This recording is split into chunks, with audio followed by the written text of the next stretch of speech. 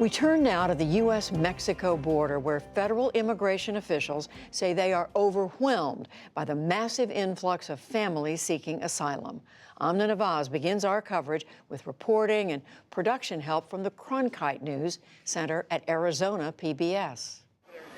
In El Paso, Texas, migrants detained by the U.S. crammed under a bridge behind fencing and razor wire.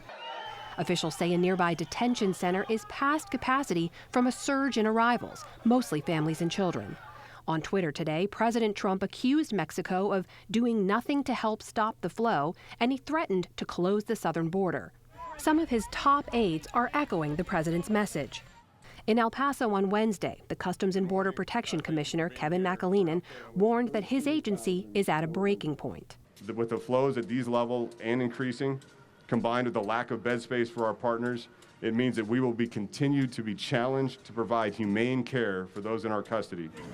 Overall, the total number of people crossing the U.S.-Mexico border is still well below historic highs in 2000, but they have crept up in recent months. Customs and Border Protection says 3,700 people were detained Monday alone, the largest one-day total in a decade. They estimate this month's total could reach 100,000. CBP has responded by moving some 750 staff from internal checkpoints down to the border. But officials say there still isn't room for everyone detained. As a result, many families and children, pending their immigration hearings, are being released to bus stops or churches, the same so-called catch-and-release practice President Trump has condemned. Volunteers who work with migrants say they're struggling to keep up. Reverend Raul Salgado is pastor at Revolution Church in Tucson, Arizona. The numbers when we started back in November, December, we started off with 50 a day. Now we're up to like 100 a day, so they've just been going up higher and higher. Yesterday in Honduras, Homeland Security Secretary Kirstjen Nielsen spoke with Central American leaders about the violence and instability forcing people to flee north. She appealed for help. We are facing an unprecedented regional crisis. The United States has gone from facing a crisis to an emergency to the almost complete shattering of our system. Officials from Honduras, Guatemala, and El Salvador have now agreed to joint police operations to fight human trafficking and smuggling.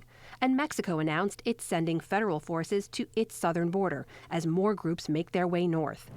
Meanwhile, with little action from lawmakers and the White House calling for unprecedented measures, these families and children remain stuck in the middle of a political battle. And Bob Moore has been covering this story for Texas Monthly. He joins me now over Skype from El Paso, Texas. Bob, welcome to the NewsHour. We can't say this enough. Volume isn't the problem here. It's demographics, right? There's not more people coming over the border. It's just more families and children. From what you've seen there, how is this creating a capacity issue for our immigration system? So much of our border security infrastructure and even the debate we have around border security is trapped in the 1990s. The truth is that the infrastructure that we have, particularly the Border Patrol, is not equipped to handle families coming across. It's a force that's been built to stop people from sneaking across, not deal with large numbers of families seeking to come across and surrender. That system has become overwhelmed. And in turn, as the numbers increase, the volunteer network in El Paso that's handled these migrants, housed and fed them once they're released by ICE and Border Patrol is also becoming overwhelmed. And we're seeing some of those images now coming from the border. You actually have been tweeting out some of them, and a couple actually right before the press conference yesterday that CBP Commissioner McAleenan gave. Give me the backstory on those photos. Within 100 yards or so of where Commissioner McAleenan had his press conference was the Paso del Norte Bridge, which is the main port of entry into El Paso from Ciudad Juarez. And there are hundreds of people, mostly families, being detained under that bridge out in the open. There's Mylar blankets scattered everywhere. You see just these desperate faces of people who don't know what's happening to them right now. And that's something completely new. It's a sign of the capacity of the Border Patrol being exhausted. They have no place to put these people as they process them. So they're holding them under an international bridge right now. Bob, I got to ask you, you have been in El Paso for over 30 years. You've covered immigration. Have you ever seen anything like that? It took my breath away when I saw that yesterday. And then again today when I walked over the bridge into Ciudad Juarez to get a view from above. As I'm walking across the bridge, you could hear babies crying underneath. That is a completely new experience, nothing like we've ever seen before. You know, let me ask you something about the legal ports of entry, because I have walked across that Paso del Norte bridge with legal asylum seekers. There was a process back then when they were basically preventing people from entering, limiting the number of people. Is that still a problem? It's a huge issue. There are still agents at the top of the bridge that are prepared to turn back anybody who doesn't have the proper documents and basically put them in a long line in Juarez to wait for their turn to come seek asylum. That system has ground almost to a complete stop now. They're letting very few of any people across.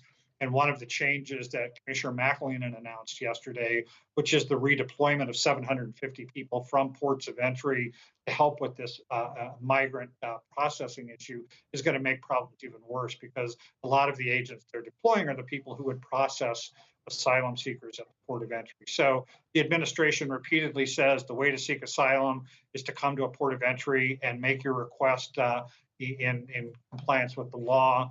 That process has stopped. There's essentially no way for people to do that on the southwest border right now. So let me ask you about that then. There's been talk about a new processing facility potentially being built over several months, right, in El Paso. You mentioned some of the solutions McAleenan has presented. It's hard for people to understand, though, how CBP, which is under DHS and is one of the best funded agencies in the government, how this is the best option. This is the only option for them, which is people behind a fence and razor wire under a bridge. It is not the only option. It's the option they've chosen.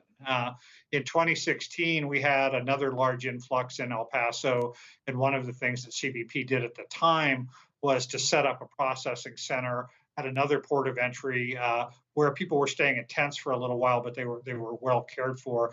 There are other options available.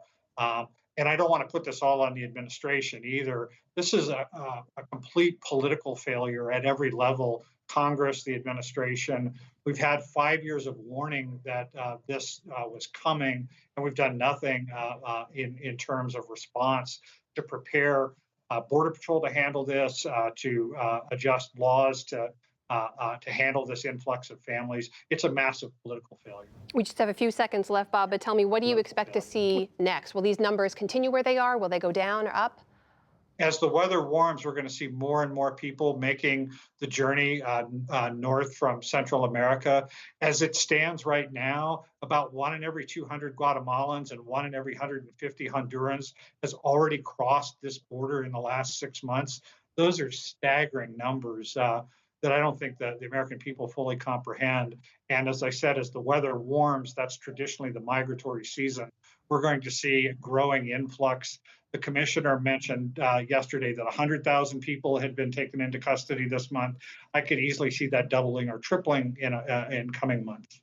Bob Moore joining us from El Paso, Texas. Thanks very much. Good to talk to you. Thanks for having me.